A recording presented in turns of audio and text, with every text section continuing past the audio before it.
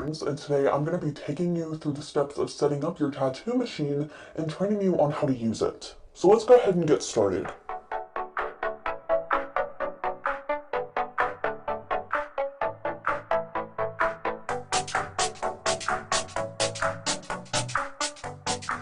First things first, we're going to take the machine out and establish what size needle and tube we're going to need. I've selected a lining machine to outline the tattoo. Other tattoo machines include fine lining, shading, and coloring. These each have different uses. For the outline of our tattoo, we want a machine that is made for smaller lines. Our tube is going to correspond with the needle size we'll need. For smaller lines, you select a smaller number.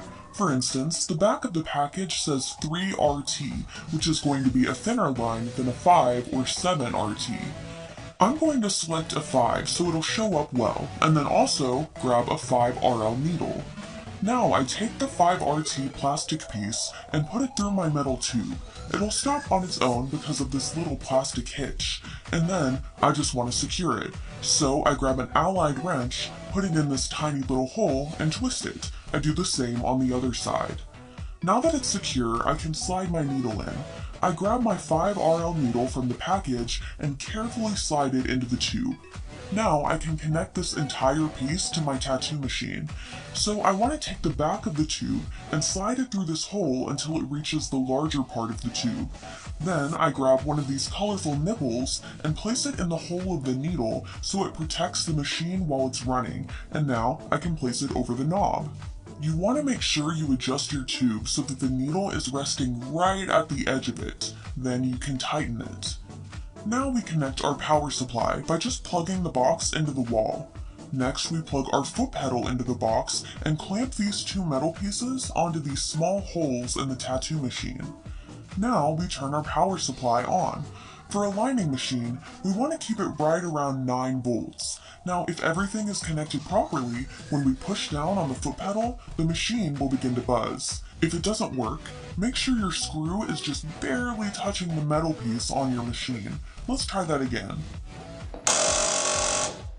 Now it's working.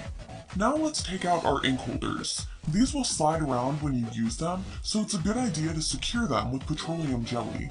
A little bit of ink goes a long way, just a few drops to begin with. Here I have some fake skin, but bananas and honeydew are also cheap and effective ways to practice your tattooing on skin-like surfaces.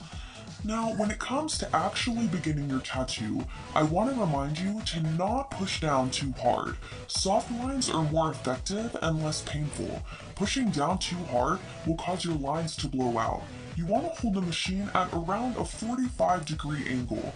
Not holding the machine properly will result in unstable and choppy lines. Additionally, do not repetitively go over lines up and down. Slow and steady lines are good, but the slower the line does not necessarily mean it will be a steady line. It's important to find your pace through practice. Now, when it comes to cleaning up, be sure that you wash everything. Dispose of your needles and plastic equipment and sanitize your tattoo machine. Also, it's best to use green soap to wash the skin before and after the tattoo. Clorox wipes also work to wipe away excess ink. Always keep paper towels handy. Wash your hands and equipment anytime you switch machines or needles, even if it's the same person. Also, make sure to wear gloves for both sanitary and safety reasons. Alright, thank you for watching this video on setting up and using tattoo machines. I'm Allie James.